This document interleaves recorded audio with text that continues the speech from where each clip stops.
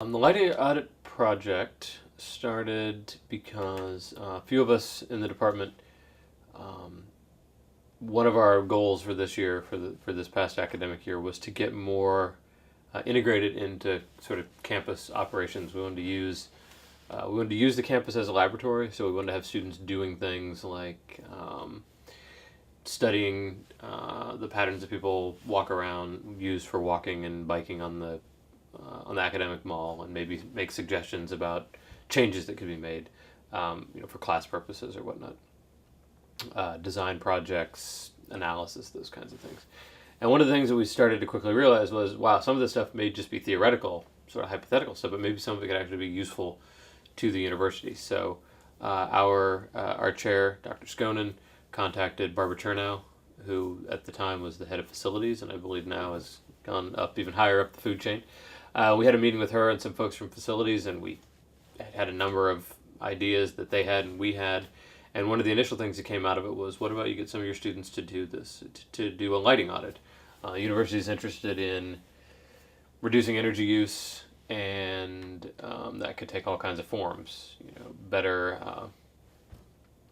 quality lighting fixtures, turning off lights when they're not in use, simple stuff like that, using motion detectors, etc.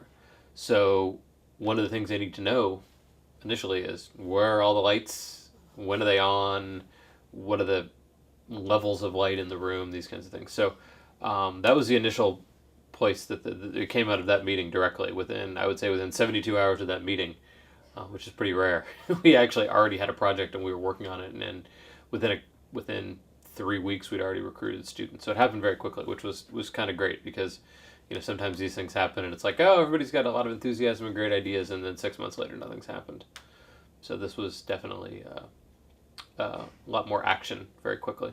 So I sort of went over to the SAC one day myself with a blank piece of paper and just started writing down, what would I want to know if I was doing this.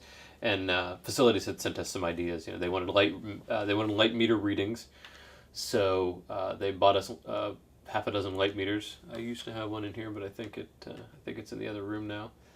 Just a small handheld, looks like a cell phone or something a little bigger. And they wanted to know light readings, and they wanted to know a few other things. So we tried to design some sort of survey instrument. Took a couple of iterations of that to get it perfect, and even then at the end we realized it wasn't perfect, but it was a little too late to change it. So I'm sure there's a lot of scribbled notes on the back. So the students did analysis on paper, and now they're putting it into Excel as the next step. If we had iPads or something, maybe we could have done it all electronically. But so we had, working out the survey instrument took a while. Also, just simple things. We thought we had everything down, and then the first student group went out and they came back over here a little bit and they said, what height do we take the light meter reading at? On the floor? Do we hold it up to the ceiling? Do we do it at head height? So we had to make a decision. We decided to do 2 readings, tabletop height and kind of 5 feet, relatively eye height, head high. Other than that, I haven't talked to my students about this too much. I'm sure they got a few weird looks probably, although I gave them clipboards, and they had the light meters, and they had letters. So if anyone from any of the buildings was like, "What are you doing?" they had a letter from us in facilities. Probably the biggest issue is just, especially with a building like the SAC, for instance, there's a lot of spaces students don't have access to. They're private offices, private businesses, storerooms, mechanical rooms.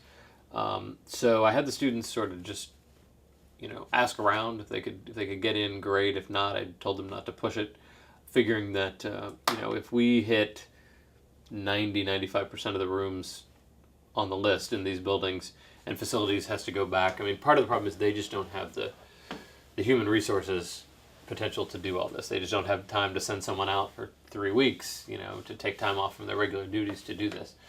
But I think our assumption is, if we get 95% of them and they have to send one person out for an afternoon to get into some of these locked places, that's something they can probably handle. But we've done the bulk of the getting most of the other data for them.